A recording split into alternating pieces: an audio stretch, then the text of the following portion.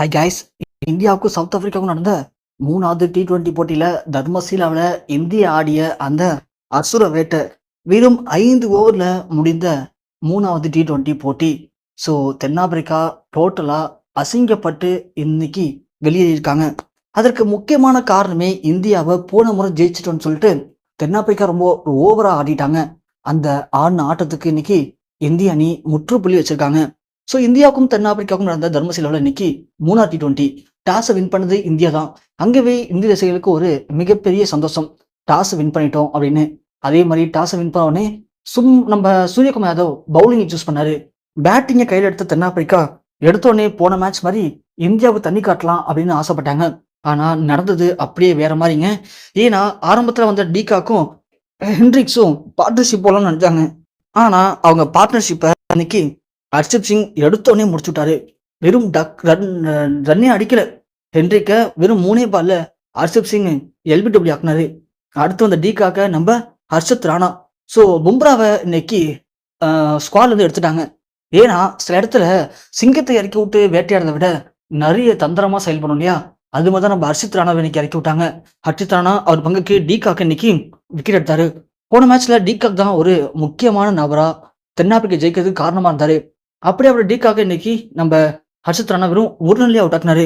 So opening கிளம்பின 2 முக்கியமான தூண்களுமே இன்னைக்கு டக்குன்னு அவுட் ஆக தென்னாப்பிரிக்காவில் மிகப்பெரிய ஒரு பதட்டம் ஏற்பட்டுச்சு.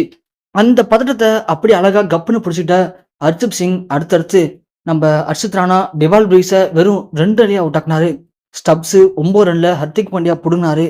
ஸோ பாஸை நம்ம சிவம் துபே அவுட் ஆக்க அடுத்து வந்த எல்லாருமே வருண் சக்கரவர்த்தி டக்குன்னு அவுட் ஆக்குனாரு. இதுல மார்கரம் மட்டும் மான மரியாதை காப்பாற்றணுமே அப்படின்னு கஷ்டப்பட்டு அப்படியே சிங்கிளா தட்டி 46 பாலுக்கு 61 ரன் அடிச்சாரு. டோட்டலா இன்னைக்கு வாஷ் அவுட் ஆக்குற அளவுக்கு 20 ஓவர் கம்ப்ளீட் பண்ணி சவுத் ஆப்பிரிக்கா 117 ரன் அப்படிங்கிற பெரிய ஒரு ஸ்கோரை பதிவு பண்ணியிருக்காங்க.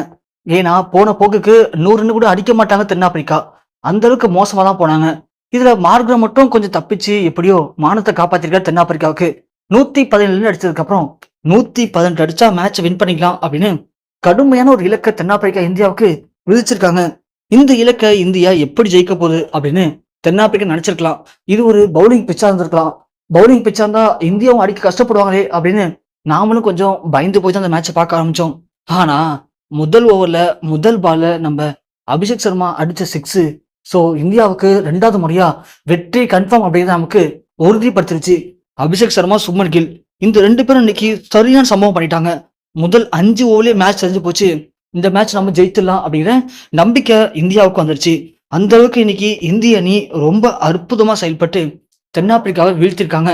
உண்மையிலேயே போன மேட்ச் இந்திய வீரர்களுக்கு என்ன ஆச்சுன்னு ஒண்ணுமே புரியல. ஸோ திரும்பவும் இந்தியா நாம எவ்வளவு ஃபார்ம்ல இருக்கோம் அப்படிங்கிறத ரொம்ப அழகா நிரூபிச்சு காட்டியிருக்காங்க.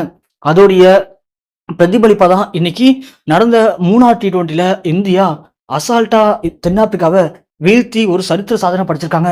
ஆக மொத்தம் நடந்து முடிஞ்ச 3 T20 மேட்ச்ல இந்தியா இப்போ 2 மேட்ச் ஜெயிச்சிட்டாங்க. இன்னும் ஒரு மேட்ச் ஜெயிச்சிட்டாங்கன்னா கண்டிப்பா இந்த T20 சீரீஸும் இந்தியா கைப்பற்றின மாதிரி இருக்கும். தென்னாப்பிரிக்கா மாதிரியான இந்தியாவை ரொம்ப ரொம்ப கேவலமா நினைக்கக்கூடிய ஒரு அணிகளுக்கு இந்திய அணி யாருங்கிறத நிரூபிக்கிறதுக்கு இது ஒரு சரியான வாய்ப்பாகவும் அமையும்.